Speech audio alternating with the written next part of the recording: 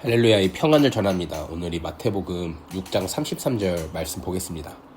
너희는 먼저 그의 나라와 그의 의를 구하라. 그리하면 이 모든 것을 너에게 더하시리라. 아멘. 여러분, 이것이 바로 이 헌신의 그 보상에 대한 말씀입니다.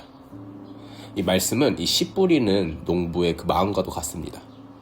우리가 이 씨를 뿌릴 때 우리는 이 싹만 나기를 그냥 기다립니까? 혹은 그냥 그게 잎만 그냥 무성하기를 그냥 기다리니까? 우리는 그것에만 만족하지 않습니다.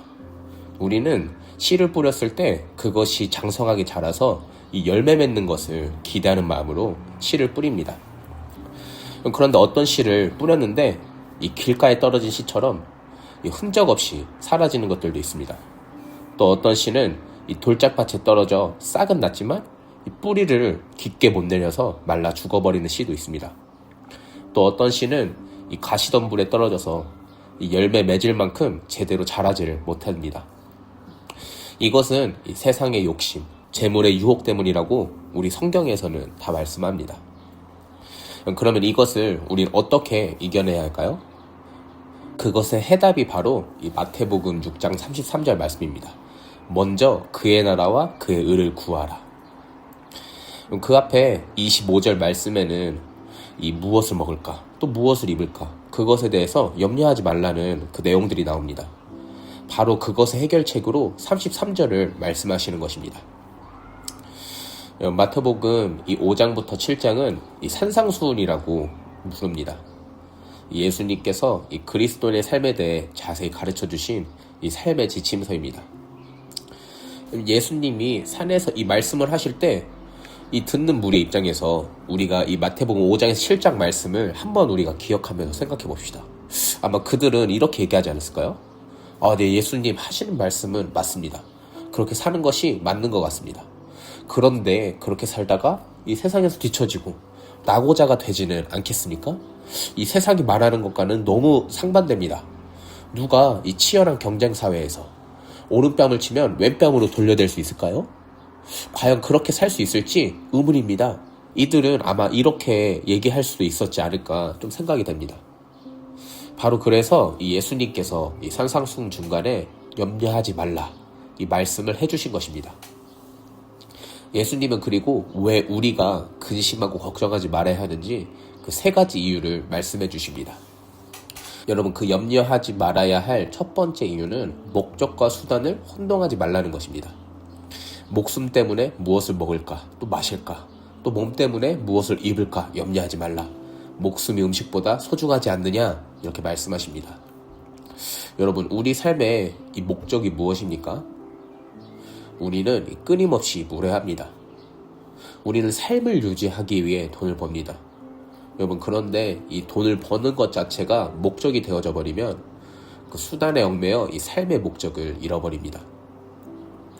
그리고 염려하지 말아야 할 이 두 번째 이유는 우리가 염려한다고 이 상황이 바뀌지 않기 때문입니다. 예수님은 너희 중에 누가 염려함으로 그 키를 한 자라도 더 할 수 있느냐? 이렇게 물으십니다. 우리가 걱정한다고 이 수명이 늘어나거나 여러분 문제가 해결됩니까? 그렇지 않습니다. 그런데도 우리는 습관처럼 염려합니다. 여러분, 혹시 여러분들도 습관처럼 걱정하시는 그런 부분들이 있으십니까? 그렇다면 오늘 그 팁을 하나 드리겠습니다. 이 걱정하는 요일을 한번 정해보십시오. 그래서 예를 들어 이 걱정하는 날을 목요일 9시 이렇게 우리가 정하는 것입니다. 그리고 그 외 시간에 걱정이 몰려오면 일단 다 메모를 하십시오. 그리고 이 정해진 시간에 그 메모를 꺼내서 한번 진지하게 걱정해 보십시오. 이렇게 우리가 했을 때 발견하는 사실이 무엇이냐면 막상 그때가 되면은 대부분 지나갔거나 해결되었거나 더 이상 걱정할 거리가 아닐 것입니다. 이것은 실제 상담가들도 하는 부분이니까 여러분들도 한번 해보시기 바랍니다. 여러분, 그러면 어떻게 이 염려를 극복할 수 있습니까? 바로 내가 할 일과 또 하나님이 하실 일을 구분하는 것입니다. 우리는 종종 이 하나님께서 하실 영역까지 내가 책임지려고 염려합니다. 반대로 내가 해야 할 일은 하지 않아서 그것이 문제가 해결이 안 되고 스트레스 받습니다. 여러분, 종이 한 장을 꺼내서 이 왼쪽에는 하나님께 맡겨야 할 일, 또 내가 아무리 애써도 할 수 없는 일을 써보십시오. 그리고 오른쪽에는 내가 해야 할 일을 한번 적어보십시오. 그리고 내가 할 수 있는 일은, 그리고 내가 할 수 있는 일은 계획을 세워서 성실하게 하고, 나머지 할 수 없는 일들은 온전히 하나님께 맡기고 한번 기도해 보십시오. 그렇게 되어진다면 이 염려는 줄어들고 이 하나님의 크심, 그리고 그분의 능력을 이 기도 중에 더 깊이 경험하게 될 것입니다. 어떤 분의 이야기인데, 어떤 며느리가 이 시어머니와의 관계 때문에 몹시 힘들었다고 합니다. 그때 이 시어머니가 좀 변화해줬으면 하고 바라는 것은 내 영역이 아님을 그녀는 깨달았습니다. 그래서 며느리는 자신이 할 수 있는 일에 집중했습니다. 시어머니와 함께 목욕도 가고 또 영화도 보러 갔습니다. 이 자신이 할 수 있는 최선을 다했을 때 놀랍게도 그 관계가 회복되었다고 합니다. 우리 삶의 이 경제적인 어려움도 그렇습니다. 우리가 아무리 이 밤낮으로 걱정해도 이 불황이 끝나는 것이 아닙니다. 이것은 이 통제 불가능한 영역입니다. 그러나 그 상황 중에도 우리가 할 수 있는 일이 분명히 있습니다. 우리는 그 일을 최선을 다해 감당해야 합니다. 그리고 그 외의 나머지는 주님께 맡기는 것입니다. 이것이 이 지혜로운 그리스도인의 삶입니다. 여러분이 하나님을 모르는 사람들은 의지할 대상이 없습니다. 그러나 우리에게는 이 하나님 아버지가 계십니다. 이 하나님은 우리가 하나님을 신뢰하지 못하는 것을 안타까워하십니다. 예수님은 이 들의 백합화와 공중의 새를 보라. 오늘 있다가 내일 아궁이에 던져질 들풀도 하나님이 이렇게 입히시거든. 하물며 너일까 보냐? 믿음이 적은 자들아, 이렇게 말씀하십니다. 그리고 예수님이 이어서 말씀하십니다. 무엇을 먹을까? 또 무엇을 마실까? 또 무엇을 입을까? 염려하지 말라. 이런 것들은 이방인이나 구하는 것이다. 너희 하늘 아버지는 이 모든 것이 너희에게 있어야 할 줄을 아신다. 이렇게 말씀하십니다. 하나님은 우리의 필요를 너무 잘 알고 계시기 때문에 염려하지 말고 하나님께 맡기라는 것입니다. 우리 하나님은 여러분 참 좋으신 분이십니다. 그 하나님은 우리의 작은 시름조차도 다 들으시고 그 세밀하게 응답해 주시는 이 인자하신 이 사랑의 하나님이십니다. 여러분, 하물며 우리의 먹고 사는 문제, 또 자녀 문제, 이 직장 문제와 같은 이 중요한 일들을 하나님께서는 외면하시겠습니까? 아닙니다. 하나님은 우리의 모든 필요를 다 아십니다. 그래서 주님은 궁극적으로 우리가 염려를 이길 수 있는 해답을 마태복음 6장 33절에서 하시는 것입니다. 너희는 먼저 그의 나라와 그의 의를 구하라. 그리하면 이 모든 것을 더하시리라. 여러분, 여기서 핵심은 이 먼저와 그리하면입니다. 이 삶의 올바른 우선순위를 세우십시오. 우리 삶에서 가장 먼저 구해야 할 것은 이 하나님의 나라입니다. 즉 우리는 이 하나님의 통치 그리고 다스림이 이 땅과 또 우리의 삶 가운데 이루어지도록 힘써야 하는 것입니다. 그리고 이 하나님의 의, 즉 이 하나님의 뜻대로 이 바르게 살려고 애써야 합니다. 우리가 이렇게 하나님의 나라 또 그분의 뜻을 위해 살아갈 때 그리하면 이 모든 필요를 하나님께서 책임져 주시겠다는 것입니다. 이것이 하나님의 약속입니다. 여러분, 이것을 믿으시기 바랍니다. 이 예수님을 믿은 지 별로 안 되신 분들은 이 교회 리더십들을 보면 마치 교회에서 어떤 사역비를 주는 줄 압니다. 그만큼 그 리더들이 최선으로 영혼들을 섬깁니다. 그런데 그렇게 섬긴다고 망한 사람을 한 명도 보지 못했습니다. 오히려 그들은 더 잘 됩니다. 이렇게 이야기하면 어떤 분들은 기복신앙이라고 불편해 하십니다. 하지만 이것은 어떤 기복신앙의 그 차원이 아닙니다. 이 마태복음 6장 33절을 실제로 믿는 사람들의 실제 삶인 것입니다. 이 신실하신 주님이 우리의 생활의 필요를 채워주실 것을 믿습니다. 그래서 이 염려에서 자유로워지는 것입니다. 그런데 이 순서가 바뀌면 어떻게 됩니까? 내가 먹고 사는 문제가 해결되어야 하나님의 나라를 위해 살 수 있다 생각합니다. 여러분, 그런 분께 그런 날은 오지 않을 것입니다. 왜 그렇습니까? 나는 이제 돈 충분히 벌었어. 이제 돈 그만 벌어야지. 여러분, 이렇게 하는 사람을 보신 적이 있으십니까? 인간은 평생 충분히 벌었다고 느끼지 못합니다. 이런 사람들은 돈을 벌면 더 벌수록 그 돈 버는 것에 더 빠져듭니다. 여러분, 우리는 시간이 없을 때 그 시간을 내어서 하나님을 섬기는 것입니다. 그리고 돈이 없을 때 그 돈을 또 떼어서 물질로 헌신하는 것입니다. 바로 그때에 하나님께서 채우시는 것을 우리 체험할 수 있습니다. 그 능력을 체험해야 우리의 믿음이 자랄 수 있는 것입니다. 우리의 우선순위가 바뀐다면 아무것도 할 수가 없습니다. 우리가 먹고 사는 문제가 해결된 후에 그때 하나님 나라를 구하겠다고 한다면 섬길 기회도 놓치고 또 하나님의 뜻도 놓치고 이 염려와 근심으로부터 벗어날 수가 없게 됩니다. 이것이 핵심입니다. 여러분, 이것은 우리 개인에게도 적용되지만 교회에도 동일하게 적용할 수 있습니다. 제가 섬기는 이 교회 또 이 공동체에서 함께 보고 배운 것은 이 하나님의 나라와 또 그분의 의를 위해 지금까지 더 드리고 더 봉사하고 더 기도하고 또 더 전도했습니다. 그리고 우리 교회 예산은 언제나 이 허리띠를 동여매야 했습니다. 이 돈들을 쌓아두지 않고 계속해서 선교와 다음 세대를 위해 흘려보냈습니다. 하나님의 나라를 위해 그렇게 드리고 순종했더니 아버지의 때 교회 건물도 허락해 주셨고 모든 선교 그리고 사역도 감당할 수 있는 그 재정들을 신실하게 아버지께서 채워주셨습니다.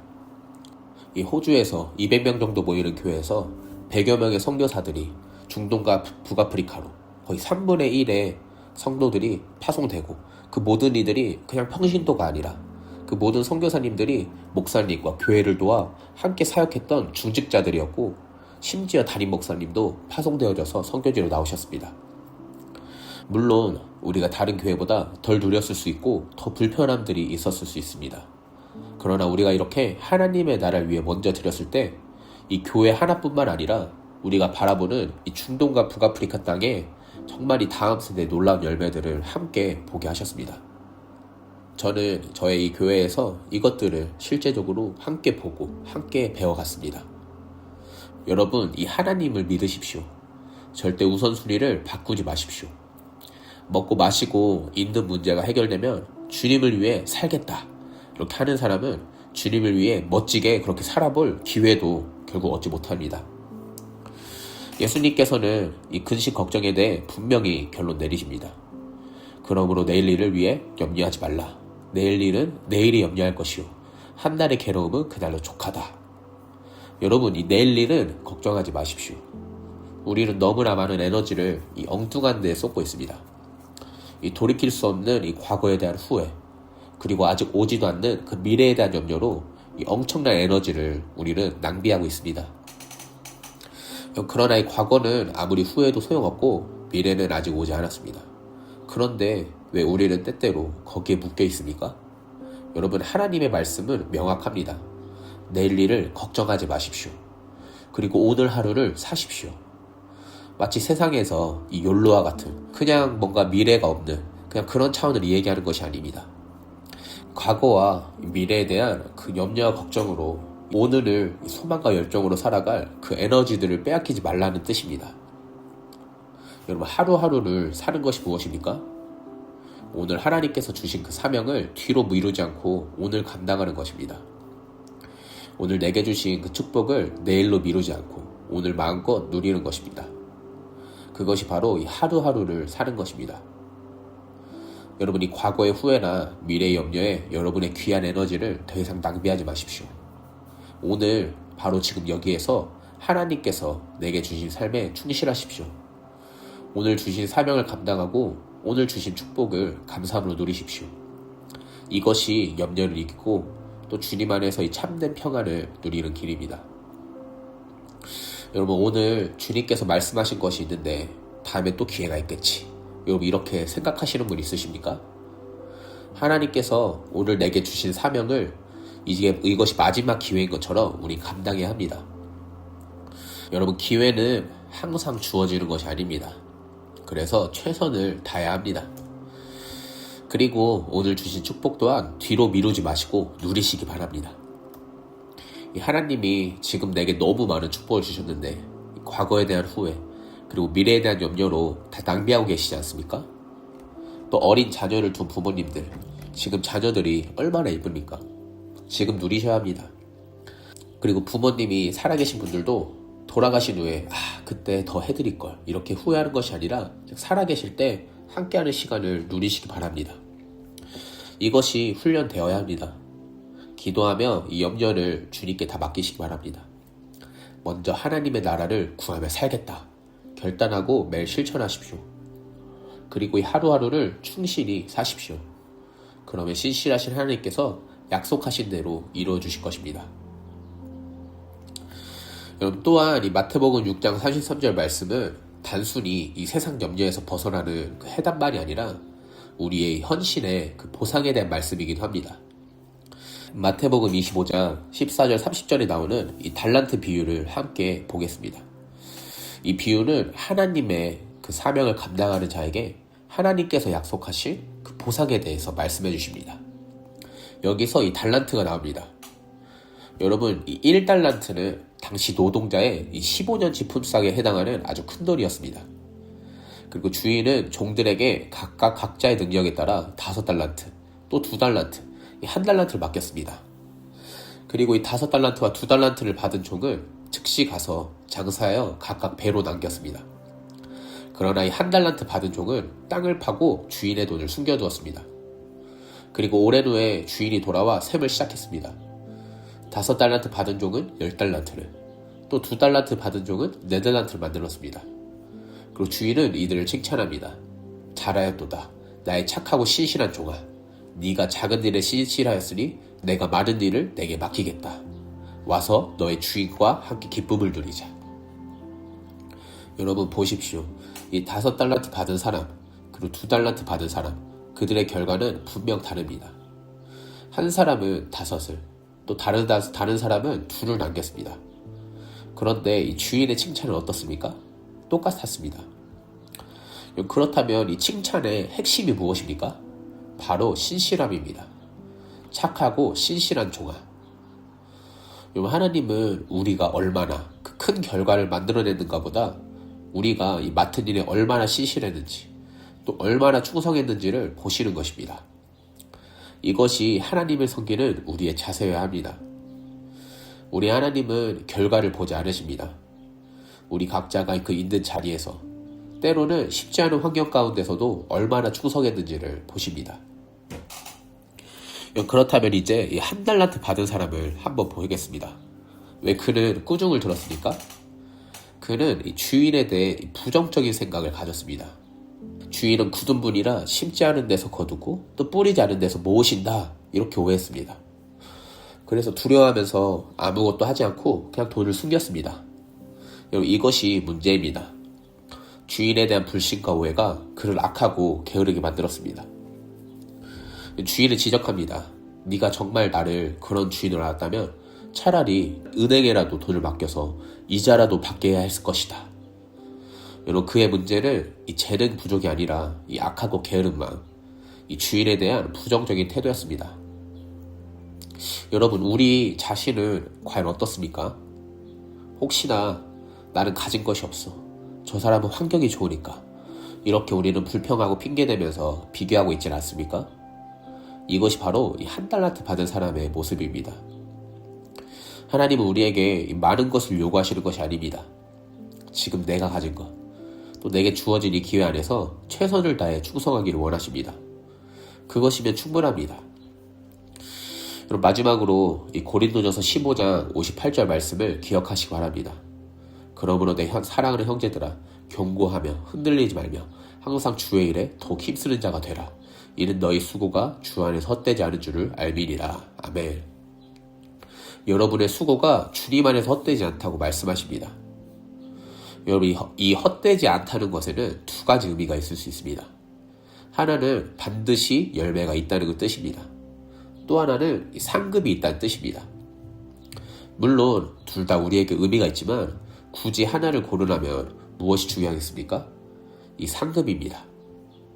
여러분, 정말 예수님을 믿는다면 기억해야 합니다. 우리에게 있어서 죽음은 인생의 끝이 아닙니다. 이 주님 안에서 새로운 시작입니다. 우리는 이 땅에서 길어야 한 100년 삽니다.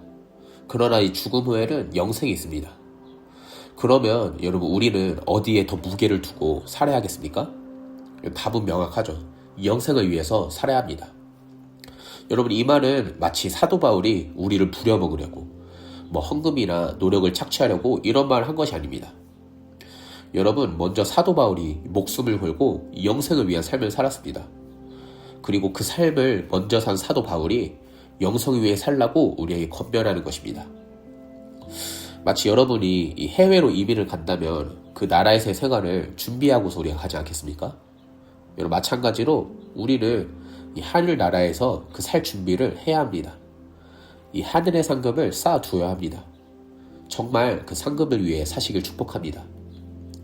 우리 하나님은 우리의 충성을 보십니다. 당장 우리 눈에 이 보이는 열매가 없더라도 우리가 충성한다면 우리에게 이 상급이 있습니다. 그래서 이 사람들에게 인정받지 못해도 괜찮습니다. 결국 하나님의 인정이 최고입니다. 내가 인생을 잘 살았는지 또 못 살았는지는 주변 사람들의 평가로 결정되는 것이 아닙니다. 오직 우리 하나님께서 잘 살았다 이렇게 인정해 주셔야 잘 산 인생입니다. 그래서 우리는 하나님께 이 모든 것을 걸어야 합니다. 이 사람의 칭찬이 아니라 이 하나님의 칭찬을 기대해야 합니다. 이 사람들의 성공한 삶이 아니라 이 하나님이 보시기에 성공한 삶을 살아야 합니다.